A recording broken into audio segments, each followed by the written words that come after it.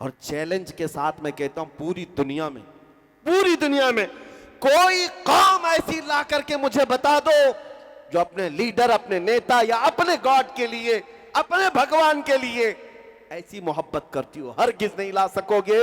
सिर्फ दुनिया में तन्हा ये मुसलमान कौम है, उसमें भी अहले सुन्नत व जमात, आशिकाने मुस्तफा की जमात है, जो न कभी अपनी गर्दन की परवाह करती है, न अपने मालो मता की परवाह करती है।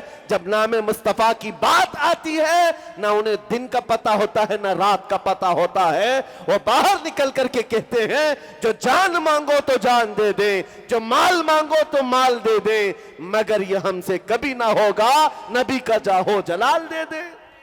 मीलाद का मौसम आया है। आज से कुछ साल पहले की बात, मैं अपना तजुर्बा बता रहा हूं। मैं सफ़र से उतरा था ट्रेन से, एक नौजवान आया। 12 रबीउल अव्वल शरीफ का दिन था। उस दिन जुलूस और सारे लोग खुशियां मना रहे होते।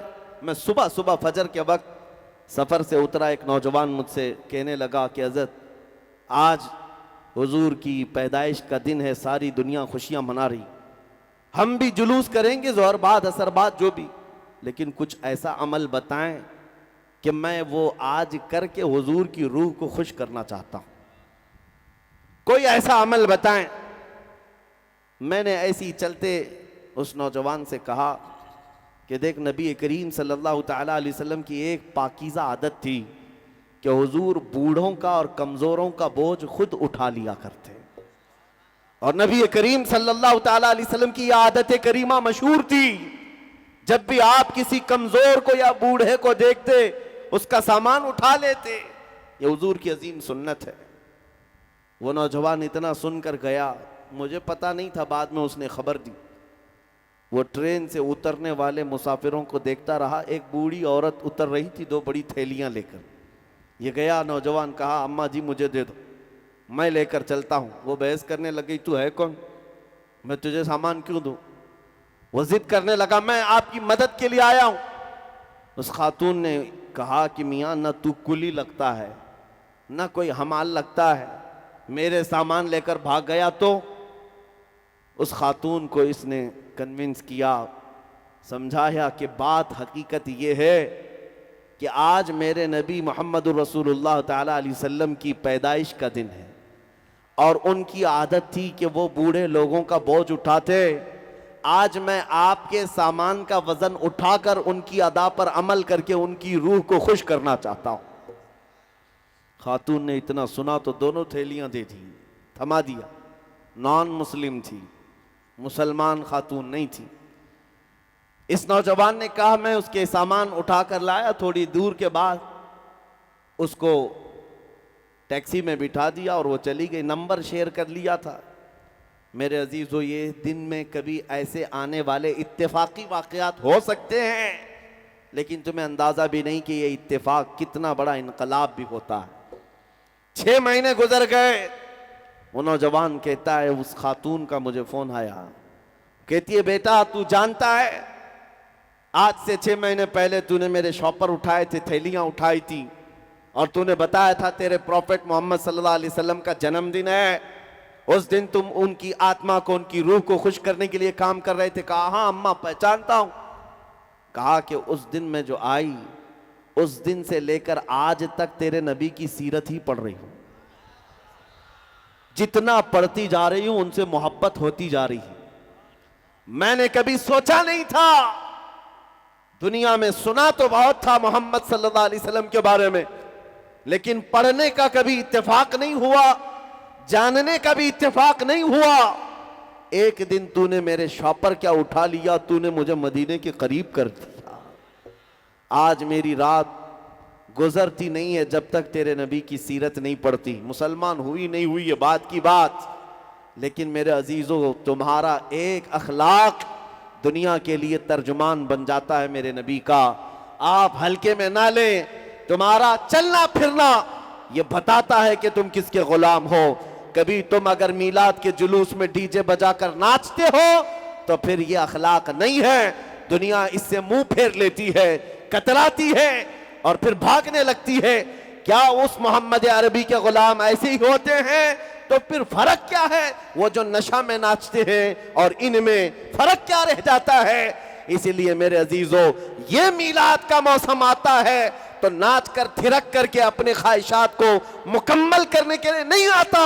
सड़कों पर उतरे तो तुम्हारी नजरें नीची हो, तुम्हारे लबों पर मेरे आका का दुरूद हो। एक ऐसा डिसिप्लिन होना चाहिए कि लोग ना देखे ना चाहे भी तो उनकी नजरें उठ जाएं। जो जलते भुनते थे वो भी तुम्हें देखकर पुकार कर कहे 14 सदियों के बाद भी मदीने की खुशबू यहां गलियों से आती है। ये तुम्हारे अखलाक से हो सकता है, ये इनकलाब तुम्हारे अमाल से आता है। मीलाद का मौसम सिर्फ लाइटिंग लगाने और कुमकुमे लगाने और सजावट का नाम ही नहीं है, बल्कि एक बहुत बड़ा मैसेज दुनिया को देना है। आज दुनिया तुम्हारी तरफ देख रही होगी, जुलूस पाक में पूरी दुनिया देखती है कि ये सड़कों पर आएंगे, लेकिन तुम्हें ये बताना होगा तुम अपने नबी से कितनी मोहब्बत करते हो, कितनी मोहब्बत करते हो। मोहब्बत अपने नफ्स से नहीं, अपनी जात से नहीं, हुजूर पाक सल्लल्लाहु ताला अलैहि वसल्लम के लिए। और चैलेंज के साथ मैं कहता हूं पूरी दुनिया में कोई कौम ऐसी ला करके मुझे बता दो जो अपने लीडर, अपने नेता या अपने गॉड के लिए, अपने भगवान के लिए ऐसी मोहब्बत करती हो। हरगिज़ नहीं ला सकोगे। सिर्फ दुनिया में तन्हा ये मुसलमान कौम है, उसमें भी अहले सुन्नत व जमात आशिकाने मुस्तफा की जमात है, जो न कभी अपनी गर्दन की परवाह करती है, न अपने मालो मता की परवाह करती है। जब नामे मुस्तफा की बात आती है, न उन्हें दिन का पता होता है न रात का पता होता है। वो बाहर निकल करके कहते हैं जो जान मांगो तो जान दे दे, जो माल मांगो तो माल दे दे, मगर ये हमसे कभी ना होगा नबी का जाहो जलाल दे दे। नारे तकबीर, नारे रिसालत, मसलके आला हजरत, नारे हैदरी। मेरे अजीजों, आज आपके उतरने को लेकर दुनिया अगर कश्मकश में मुब्तला है, खौफ खाने लग जाए, डर करके मुंह बसोरने लग जाए, वो एक अलग मसला है। दो तरह का, नफरत से नहीं। अगर तुम्हारे अखलाक को देखकर आज भी लोग हुजूर की मोहब्बत में फिदा होने को तैयार हैं, करीब आने को तैयार हैं, तो ऐ नौजवानों बताओ क्या ऐसे अखलाक अपनाना अच्छा नहीं है?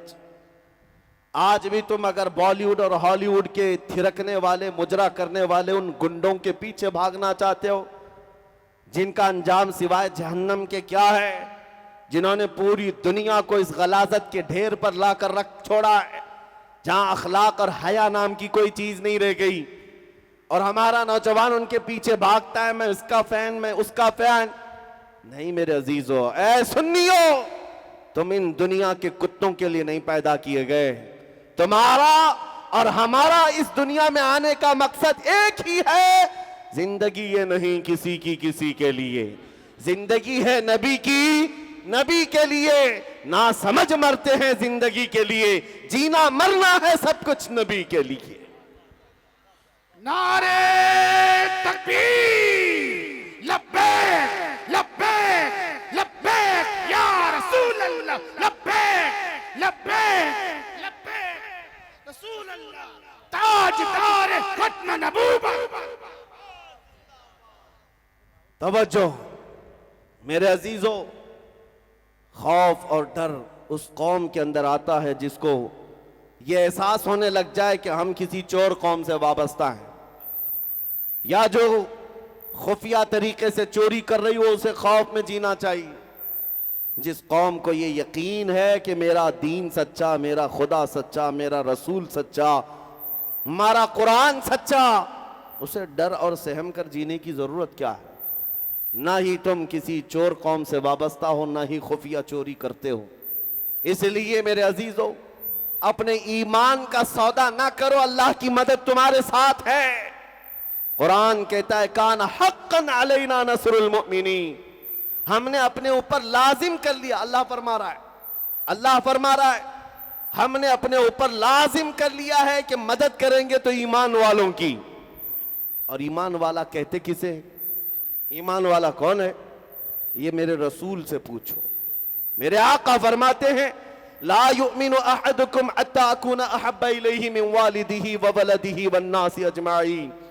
तुम में से उस वक्त तक कोई पक्का मोमिन नहीं हो सकता, पूरा ईमान वाला नहीं हो सकता, जब तक कि वह अपनी औलाद, अपने माँ बाप सबसे ज्यादा मुझसे मोहब्बत ना करे।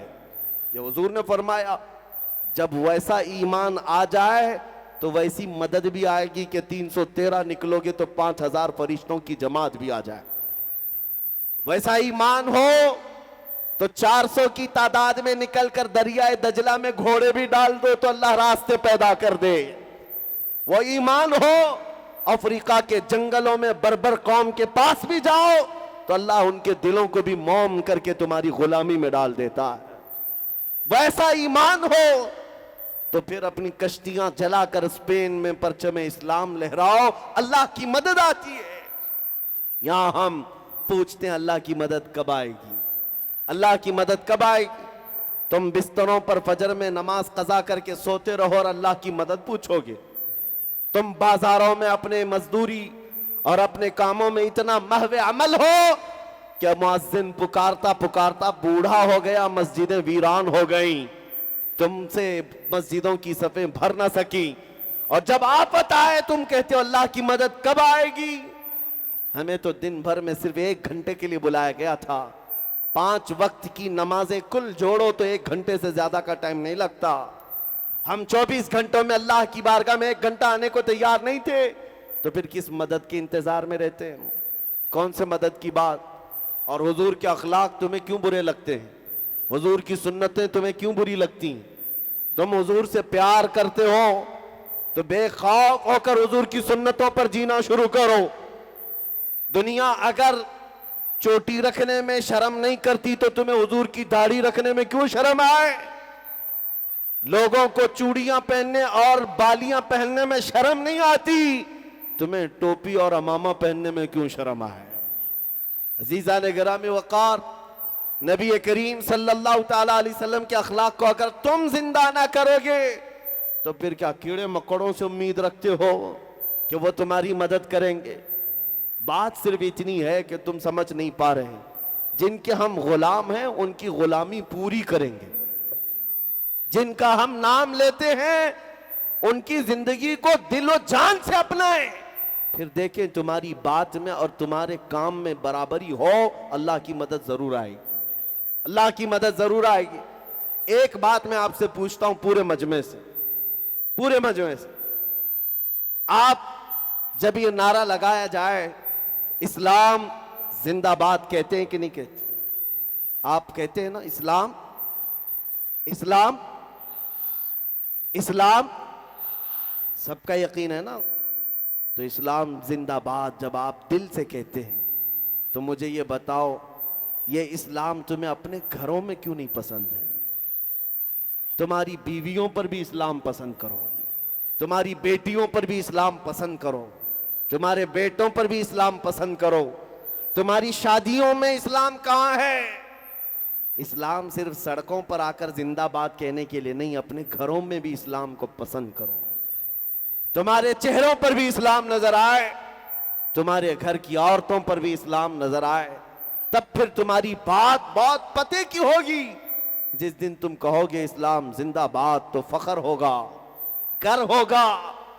लेकिन मेरे अजीजों, पुकारना सिर्फ ऐसा ही है, झूठ बोलने की आदत ना रहे कि हम हुजूर की मोहब्बत में जान दे देंगे, सड़कों पर निकल आएंगे। ठीक है, ये मुझे पता है, अभी इस मजमे से पूछें तो दोनों हाथ उठाएंगे कि हुजूर के लिए हम गर्दन फिदा करने को तैयार हैं। लेकिन जो कौम हुजूर के लिए जान दे सकती है वो चंद गुनाहों को हुजूर के नाम पर छोड़ क्यों नहीं सकती? वो गाने बाजे तमाशों को हुजूर के नाम पर क्यों नहीं छोड़ सकते? अगर हुजूर से सच्चा इश्क है तो क्या मेरे नबी के नगमे और उनकी नातें सुनने में हमको लुत्फ नहीं आना चाहिए? हुजूर की मोहब्बत में हुजूर की नातें सुनने में मजा आए, ना कि बॉलीवुड और हॉलीवुड के गानों पर नाचने में मजा आए। वो ईमान वाला जो अपने नबी से बेहद मोहब्बत करता है वो दुनियादार अय्याशों की तरह नहीं होता, बल्कि उसका चलना फिरना बता है ये नाम रसूल के लिए जीता है, नाम रसूल के लिए मरने की ख्वाहिश रखता है। आपको बताऊं यहां कब तक भागोगे, कब तक भागोगे? बखुदा खुदा का वही है दर, नहीं और कोई मफर मकर। आला हज़रत फरमाते कसम खुदा की अल्लाह का जो दरवाजा है वो नबी का ही है, और जो यहां नहीं तो वहां नहीं। मफर मकर का मतलब है कोई भागने की भी जगह नहीं, कोई ठहरने की भी जगह नहीं। अगर नबी को छोड़ दिया, हुजूर को छोड़कर कहां कहां जाओगे? भाग लो, कहां तक भागोगे? तुम क्या अजानें तुम्हारी मुकम्मल है मेरे नबी को छोड़कर? तुम्हारी नमाजें मुकम्मल है हुजूर को छोड़कर? तुम्हारी जिंदगी मुकम्मल है नबी को छोड़कर? मैं आपसे पूछता हूं, वो जो न थे तो? हाँ, सबको पता है। सुन्नियों को मैं आधा जुमला कहता हूं, आधा ये खुद ही कंप्लीट करते हैं। वो जो न हो तो, वो जो न हो तो, सही बात है। हुजूर ना हो तो कहां पर? हमारी जिंदगी में वो जो ना हो तो, और हमारी इबादत में वो ना हो तो, हमारी सारी जगहों पर हुजूर का नाम होना जरूरी है। हत्ता कि कब्र में भी जाओगे, वहां दो सवालों के बाद फरिश्ते तीसरा सवाल सीधे हुजूर पर ही लाकर करेंगे। बहुत सारे मुनाफिक हो सकता है दो सवालों में निकल जाएं, तेरा रब कौन है, तेरा दीन क्या है, बोल देगा अल्लाह है और दीन इस्लाम है। तीसरा ही सवाल अहम है, हुजूर को दिखाकर पूछेंगे मुनकर नकीर, बता इनके बारे में दुनिया में क्या कहता था? मुनाफिक हा हा हा हा ला अदरी कहेगा, अफसोस मुझे नहीं पता। लेकिन सुन्नी आशिक रसूल क्या कहेगा? सुन्नी आशिक रसूल मुनकर नकीर से कहेगा, अरे मर के पहुंचा हूं यहां इस दिलरुबा के वास्ते, मर के पहुंचा हूं यहां इस दिलरुबा के वास्ते। लेकिन वो मेरे अजीज जिंदगी होनी चाहिए। इसीलिए मैं तुम्हारा डर निकालने की बात करता हूं हमेशा। इस दुनिया में सबसे बड़ी कोई सजा है तो वो मौत की सजा है, और मौत हमारे लिए हादसा नहीं, हमारे लिए तोहफा है। हादसा उसके लिए है जिसको डर है मरने के बाद जलना है, जलना है, जलना है, और तोहफा उसके लिए है जो ये सोचता है इधर आंखें बंद होंगी उधर दीदारे मुस्तफा होगा, उधर मेरे आका की जियारत होगी। उसके लिए किस बात का हादसा है? हादसा नहीं है। अल मौत जसरुन यूसिलुल हबीबु इलल हबीब, मौत एक ब्रिज का नाम है, एक हबीब को दूसरे हबीब से मिला देती है। इसलिए मेरे अजीजों, आला हजरत की बात सुनो। इमाम इश्क मोहब्बत 100 साल पहले कह गए, आज ले उनकी पनाह, आज मदद मांग उनसे, कल न मानेंगे कयामत में अगर मान गया। क्योंकि वहां सब कहेंगे अर्श हक है मसनद रिफअत रसूलुल्लाह की, देखनी है हश्र में इज्जत रसूलुल्लाह की। इसलिए कि हुजूर पाक की इज्जत वहां पर दिखाई जाने वाली है। फकत इतना सबब है इन इकादे बज़्म महशर का कि उनकी शान महबूबी दिखाई जाने वाली है। ऐ सुन्नियों, वहां हर कोई पुकार कर कहेगा क्या जलवा है नबी पाक का, क्या शान है, क्या मकाम है। लेकिन उस दिन का कहा हुआ मोतबर नहीं, दुनिया में क्या कहता था वो देखा जाएगा, दुनिया में किसको पुकारता था वो देखा जाएगा। इसलिए आज हमारे मजमे ये गवाह बना ले फरिश्तों को, क्या फरिश्तों कयामत के दिन गवाही दे देना। बांसवाड़ा की सरजमीन पर होते या अजमेर मोहल्ला की सरजमीन पर होते, या अल्लाह ने तौफीक दी मदीना तैयबा की सरजमीन पर होते, हमारा सिर्फ एक ही नारा था, हम दुनिया के लुटेरों को नहीं पुकारते, हम जहां से पुकारते लब्बैक या रसूल अल्लाह कहते, ऐ अल्लाह के रसूल हम हाजिर हैं। उस दिन तो तुम्हें पुकारा जाएगा, बुलाया जाएगा। कहां है वो कौम जो अपने नबी को पुकारती थी?